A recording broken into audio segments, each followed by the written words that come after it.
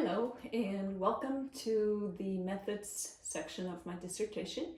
Some of you may have already read the other sections of my dissertation, but perhaps for some of you this may be the first time you are seeing my work.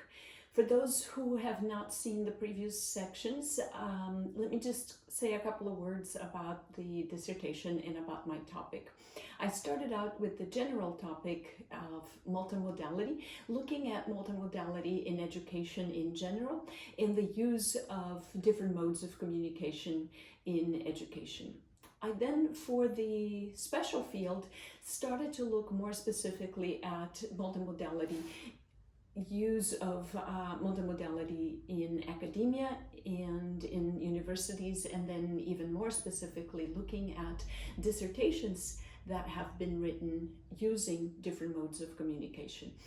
And what I have found is, even though the majority of the literature supports the use of multimodality in education in general, not very many scholars are actually producing multimodal dissertations. The standard format for scholars to produce knowledge and to disseminate their work is the peer-reviewed journal. And not all journals are capable of taking in multimodal works. So for many scholars who are trying to pursue tenure at different universities, the use of multimodality is still very, very limited.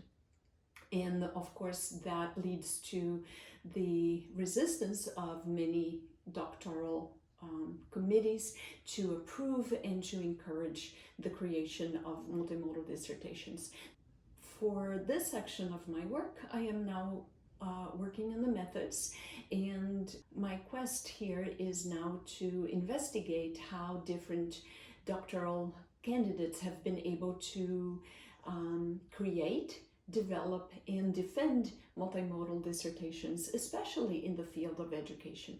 I am proposing to do a case study where I hope to be able to find 4 dissertations that were successfully defended in the last 10 years that were multimodal dissertations, not just the incorporation of a few photographs as an appendix to the dissertation, but actually dissertations that have incorporated different modes as the means of communication and as the primary means of the dissertation itself, not just the standard written dissertation format.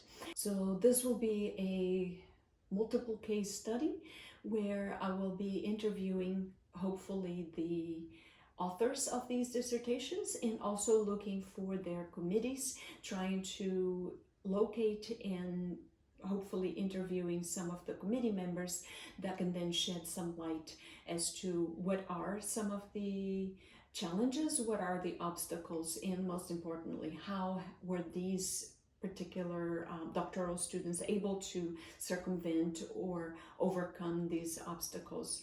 Some of my data sources will be the dissertation itself, and then interviews with the doctoral candidates and their committees to investigate how they were able to overcome all these obstacles.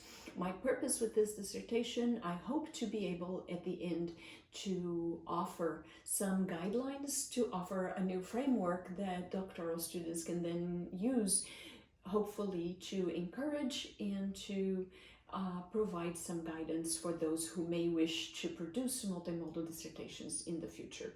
If you have not seen my previous works, you may wish to take a look at some of the other sections of the work.